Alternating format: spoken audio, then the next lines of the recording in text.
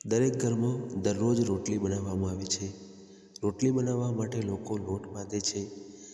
ઘણીવાર જરૂર કરતાં વધારે લોટ બાંધી દેવાના કારણે તે વધે છે.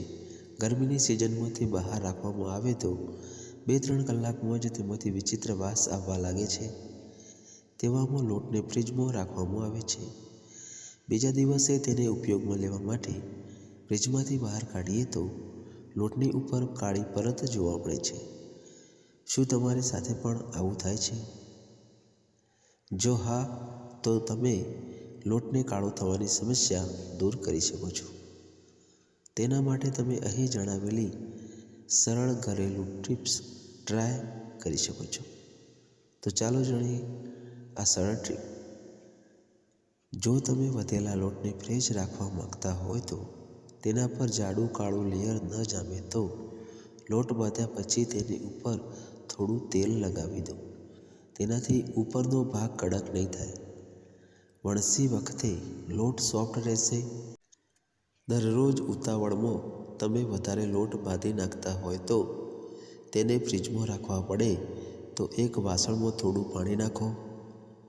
ઉપરથી થોડું પાણી છાંટી દો, જેથી લોટ ઉપરથી કડક ન થાય અને કાળો પણ ન પડે. બાંધેલા લોટને ફ્રીજમાં ઢાંક્યા વિના ન મૂકો. આવું કરવાથી ઉપરનું લેયર કડક થઈ જાય છે અને પોપડી બની જાય છે.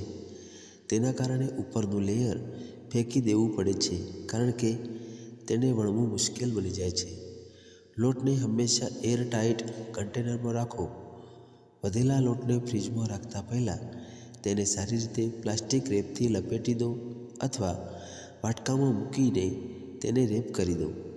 તેનાથી લોટ 1 થી 2 દિવસ સુધી ફ્રેશ રહેશે અને કાળો પણ નહીં પડે. લોટ ઢીલો નહીં પણ થોડો કડક બાંધો. આનાથી તે બગડશે નહીં. જો તમે ઢીલા લોટ વડે રોટલી વણી શકતા ન હો તો તેમાં થોડો સૂકો લોટ ઉમેરીને ફરીથી વણી લો. તમે રોટલી સરળતાથી વણી શકો છો. લોટ બાંધતી વખતે તમે તેમાં થોડું તેલ અથવા દૂધ પણ ઉમેરી શકો છો.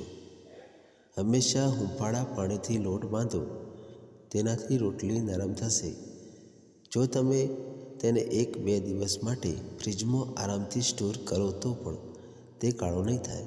જો કે તમારે ફક્ત તાજા ગૂંથેલા લોટમાંથી બનાવેલી રોટલી ખાવાનો પ્રયત્ન કરવો જોઈએ. આ સ્વાસ્થ્ય માટે પણ ફાયદાકારક છે.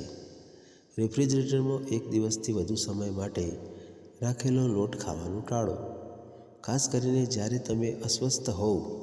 જો લોટ કાળો લાગે તો તેનો અર્થ એ કે તે વાસી થઈ ગયો છે. રેફ્રિજરેટરમાં 2 થી 3 દિવસ જૂનો લોટ હોય તો તેને ફેંકી દો, ખાસ કરીને જો તેમાંથી વાસ આવતી હોય તો. માહિતી સારી લાગી હોય તો ચેનલને સબસ્ક્રાઈબ જરૂરથી કરજો. ધન્યવાદ.